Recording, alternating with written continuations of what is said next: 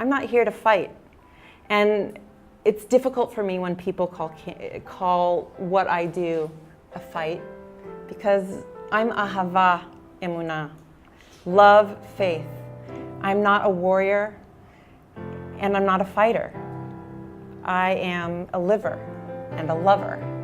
And I want to be here, and I want to live, and I want to inspire, and I want to influence, and I want my neshama to grow into a watermelon. And I prefer to speak directly from my heart in the moment. I'll just give you a little bit of background for those of you who don't know me. I visited various doctors, and the main answer was, you're a mother of 5 children, and you're a very busy woman, and you are 36 years old, and 36-year-old women with 5 children are tired and can have these kind of symptoms. Unfortunately, I did not have the idea of taking myself to a gynecologist. Advanced ovarian cancer. I was hospitalized overnight. I was alone. My husband stayed with the children, and I chose not to alarm my family before I had more details, and it was a very difficult time to be alone in the hospital. And I was very lucky that my brother happened to call me and say, hey, can we come over and hang out? And I said, I'm actually at hospital, and he immediately got in his car and drove. He was my surrogate husband for the time. I can dwell a lot on what happened, what should have happened, what I could have done differently. No matter who you are, we all suffer from some type of cancer. Every human being is born with their weaknesses and with their strengths. And I prefer to view my illness as one of the things that I was born with. I'm a very open person. I do not have a fear of opening my mouth. From day one, I decided that I was going to be open about my illness and share it. And one of my talents is writing. So I right away got on the computer and I started just writing.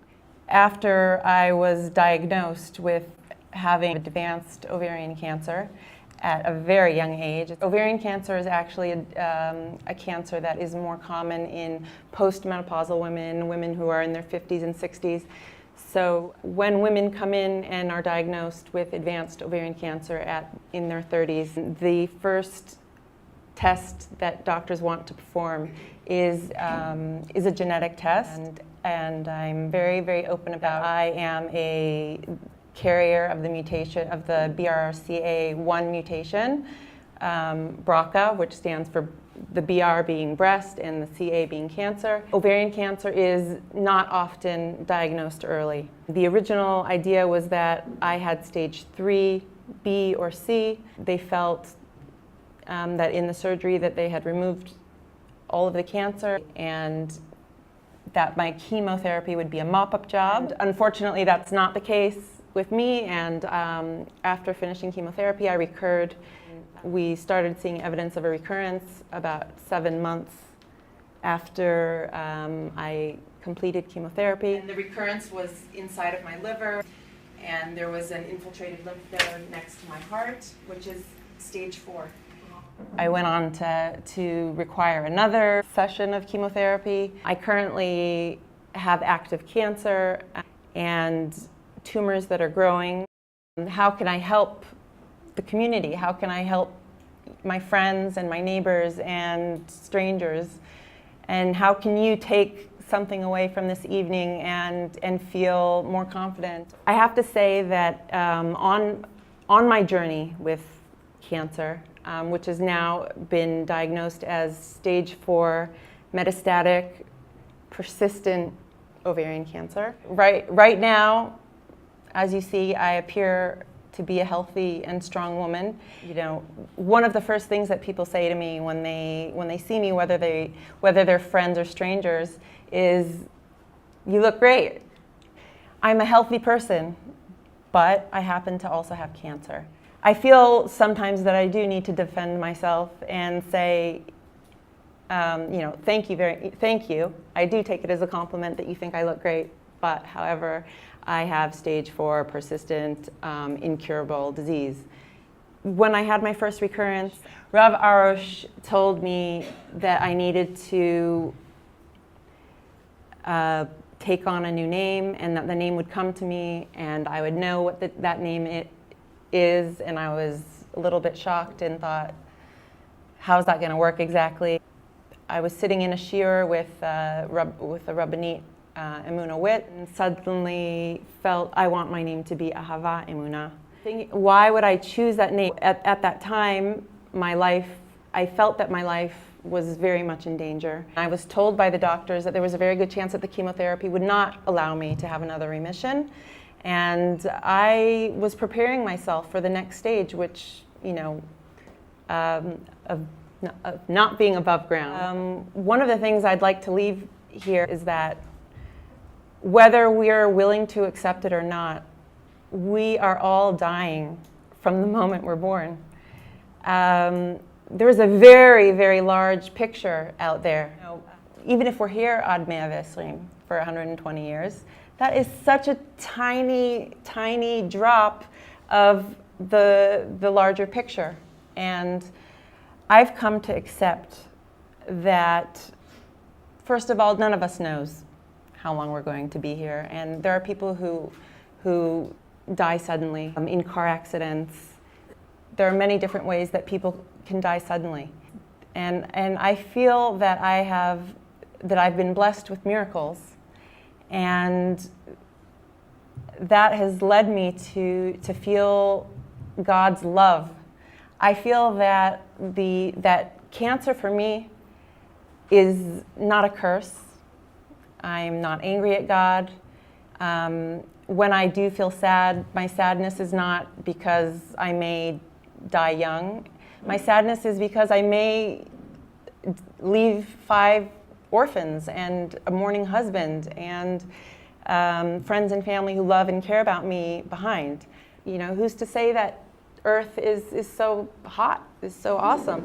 I at least feel a purpose, and I know that I have friends who have had to take distance from me, or people around me, and that's fine, because not everybody is open to hearing or accepting or feeling or agreeing with what I feel.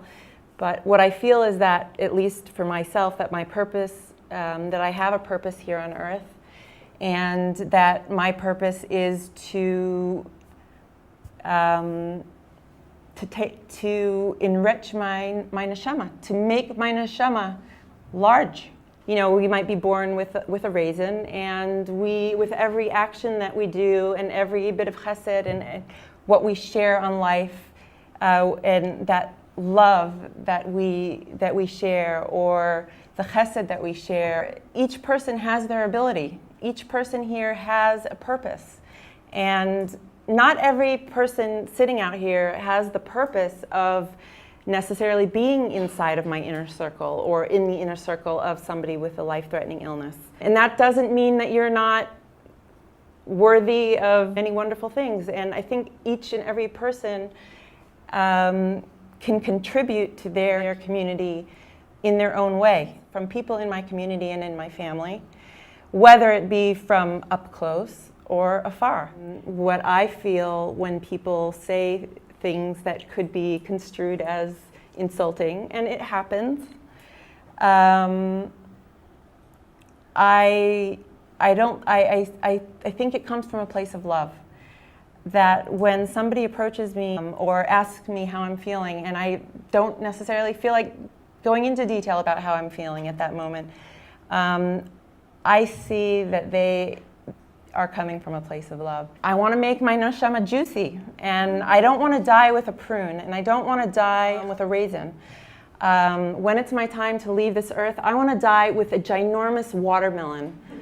And in order to do that, I feel that my purpose on this earth is love and faith. And we all live with false security. We take great joy in physical pleasure. I enjoy new clothing and new shoes, and I enjoy new iPhones and iPads and whatever it might be, a car, decorating your house. And the blessing that I've received from Hashem of cancer has really instilled in me the bottom line. And the bottom line for me is that when I leave this earth, there is nothing that I'm taking with me. There is not a thing that's going to go with me into the ground. Not my diamonds, not my photographs, not my iPhone, not my new boots that I got, in the store that I love.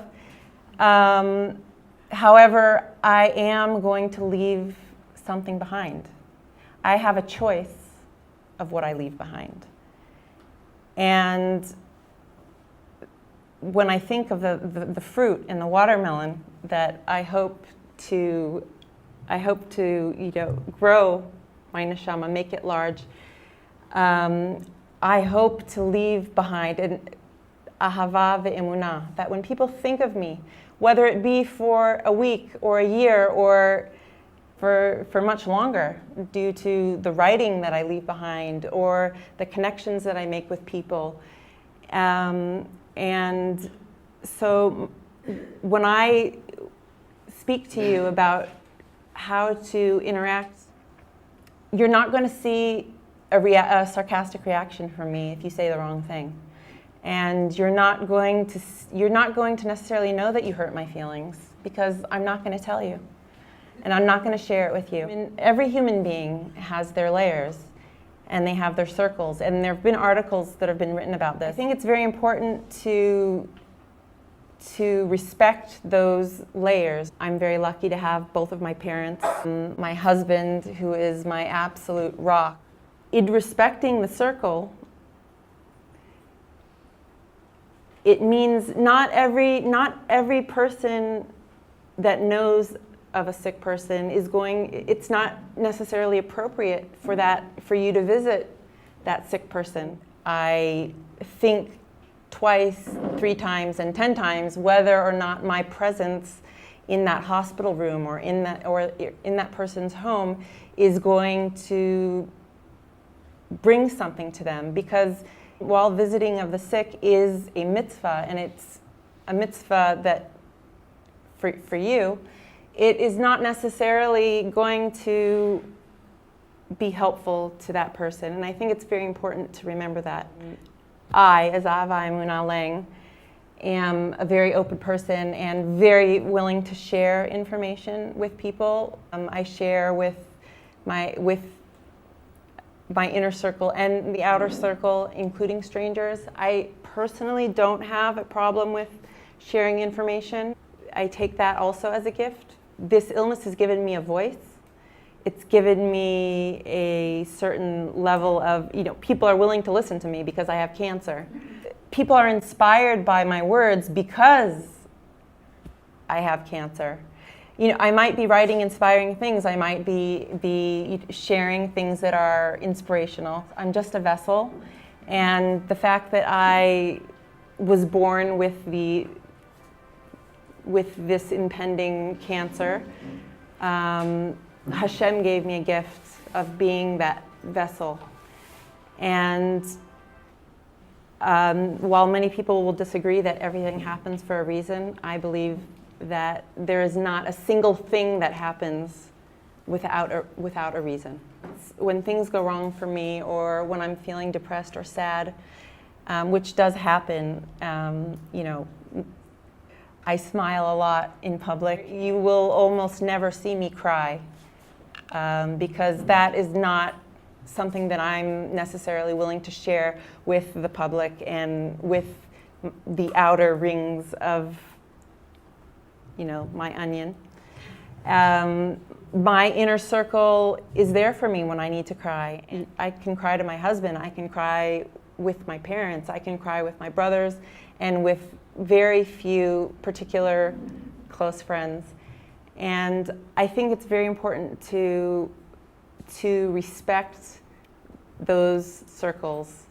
When approaching me, I always appreciate that when I know that I'm in people's thoughts. I believe in the value of the prayer and the Tehillim that are being said for me.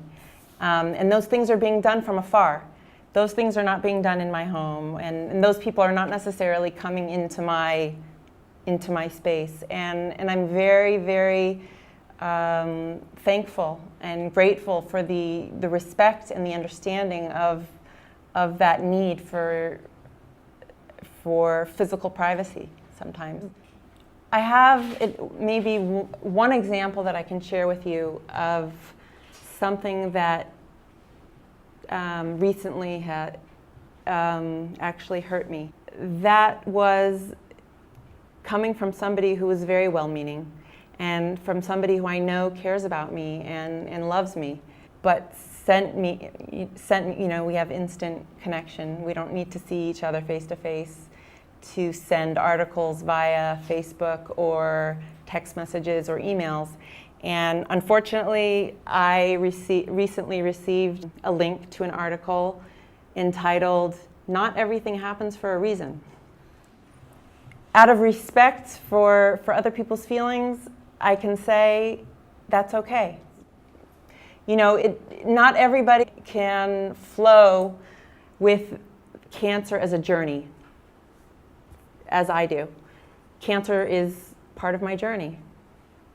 I'm running with it, not away from it, and it's part of who I am now, and it's probably my main occupation right now is dealing with the daily purgatory of, okay, what's going to happen? Am I going to die like in 2 months or in 2 years or 5 years, or like what's going to happen? And nobody can tell me. And that purgatory is excruciating. While I'm physically healthy, besides the cancer, the difficult part of my illness right now, today, is dealing with the unknown and the lack of control of what's going to happen to me. I know I'm going to. I know at the end of the day I'm going to die from this disease. That's pretty much known to me.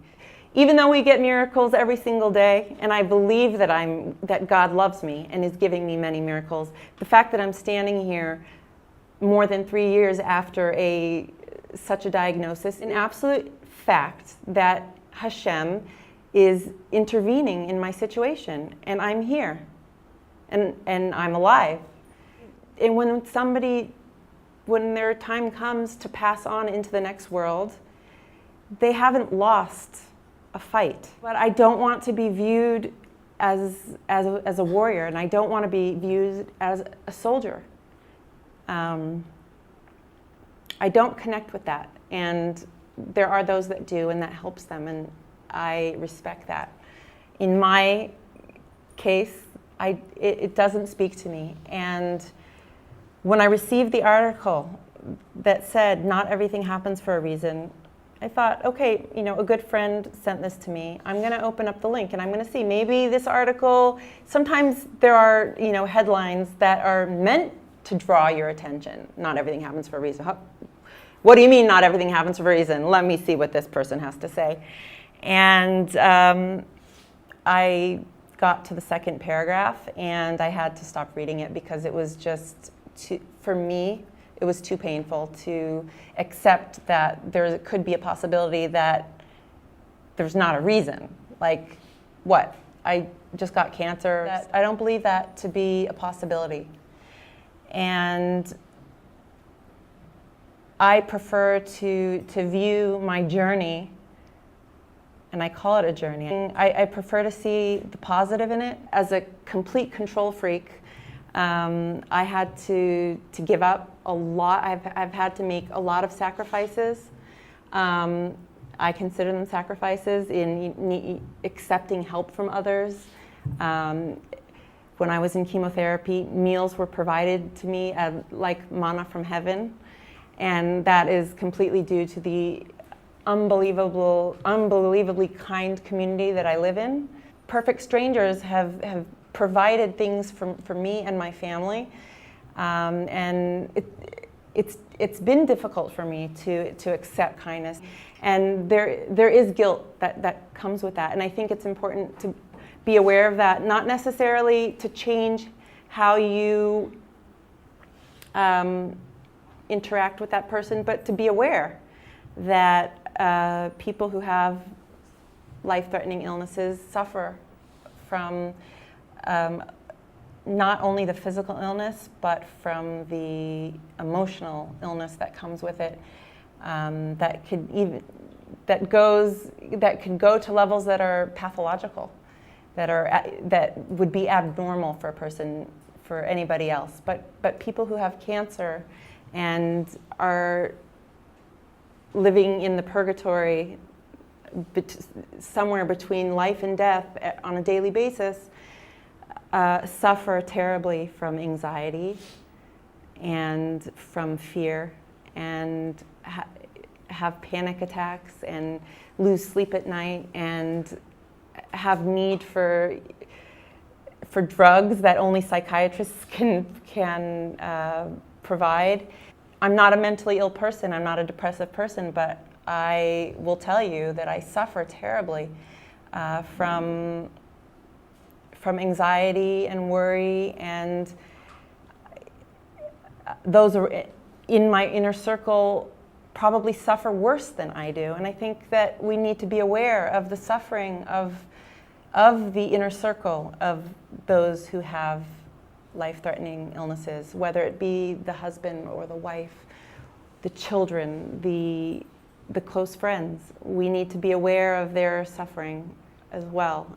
It might be your tafkid in life to provide chesed for somebody who's sick or dying, and it might be your tafkid and your purpose in life to provide that support for their inner circle. And that too is a great chesed and a great mitzvah, in my opinion, and perhaps even greater than the providing for the actual sick person, because I'm provided for, but my inner circle is not provided for necessarily, whether it be my parents or my siblings or my children or my husband. It's very, very difficult for me to stand here and preach to you about how you should interact with others who have an illness, because the only person on this earth that I can change, that I could really change, is me, is myself. And I've made the conscious decision that my reactions and my actions are to build and leave a legacy of love and faith. And that's why I believe that's why HaKadosh Baruch Hu sent me the idea of the name Ahava Emunah, and I pray every single day that I can live up to that. And that's what I hope to pass on, and that's what I hope to leave behind, because I'm not taking anything with me when I leave. So that's my message. If anyone would like to open a discussion or would like to ask questions, have no fear. I will not take offense. I will not get angry or upset. Or, in fact, I feel honored when people give me that honor of being able to help. And that's us making our choices, how we are going to live our journey and what we're going to leave behind in this world.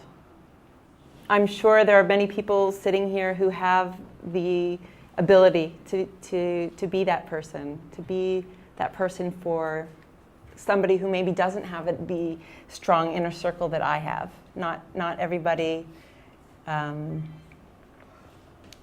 has that, and I think, and I believe that people in our community, knowing the chesed that I've received from both friends and strangers, that there are people here who have so much to give. I think we're all different. There are people in the community who have cancer that you don't know about because they don't share it. It's not their thing. They are private and they don't want to share it and you don't know about it. And then there are people like me who sometimes overshare. There's a wide range, and I think every person is different. I think that, like any conversation or any approach that you would make to any human being, to try to read the body language or to know what your relationship is with that person, and based on that, how you're going to interact with them. Certainly don't ignore a person if you know that they are suffering or that they have an illness. I wouldn't say ignore them, but you can gauge a person. There are some people who like being hugged. I'm a hugger, and I invite hugs, and I steal hugs. And then I sometimes can feel like maybe that person's not so keen on my hug, but I'm the one with cancer, so. And to be aware, like we're very much, I believe in Judaism.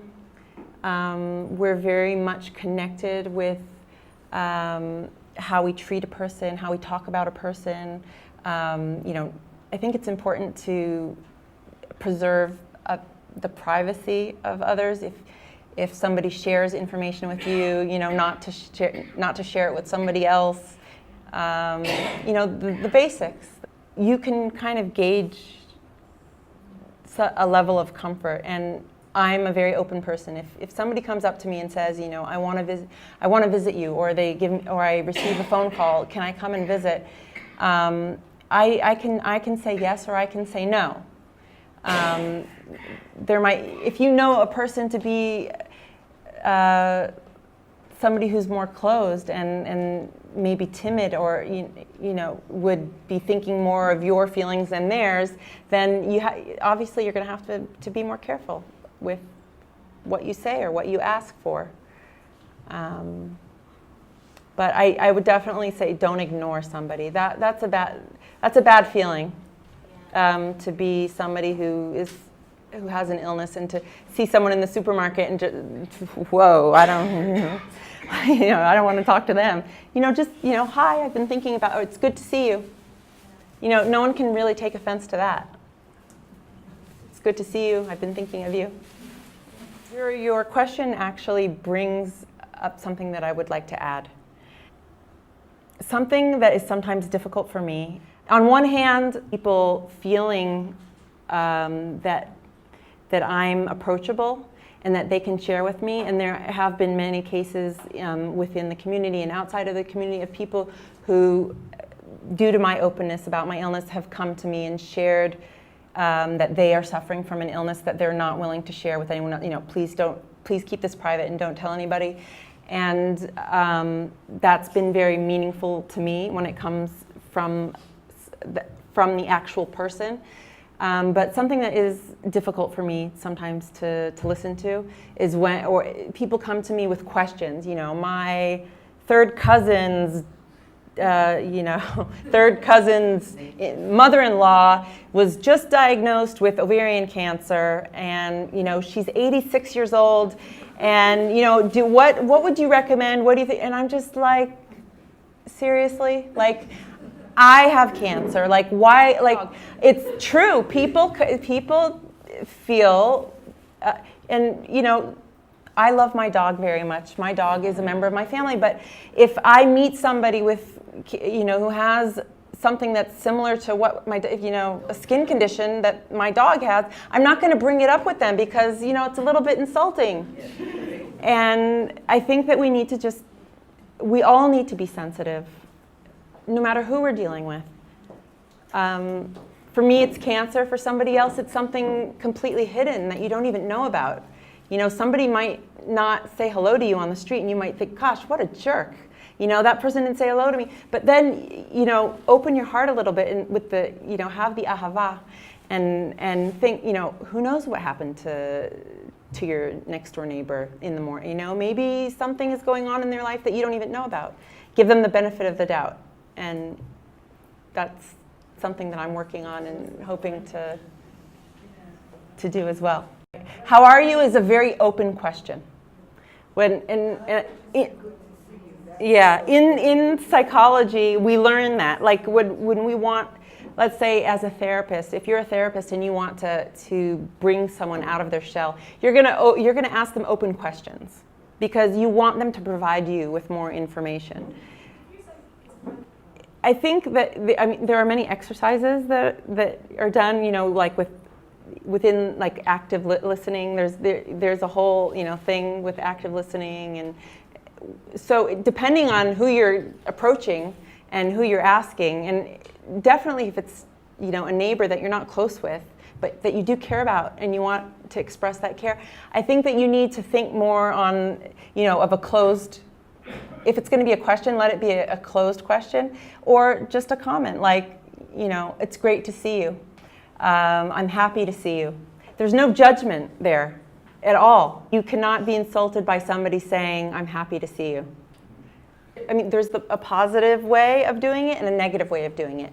When someone gets their hair cut, and you can go up to them and you can say, you got your hair cut. It looks much better than the way you've been wearing your hair for the last 10 years.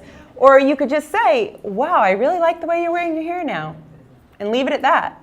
And there can be no offense taken from that.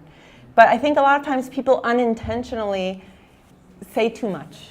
And if you're sensitive to that and it's important to you to be sensitive to that, really think about your words and think about the message that you want to put across to that person.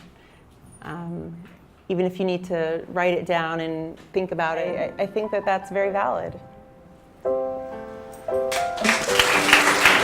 My soul is eternal, but my physical body is just a house. And there is not a house on this earth that will stand forever. Maybe we're born with a little tiny raisin or a little tiny grape.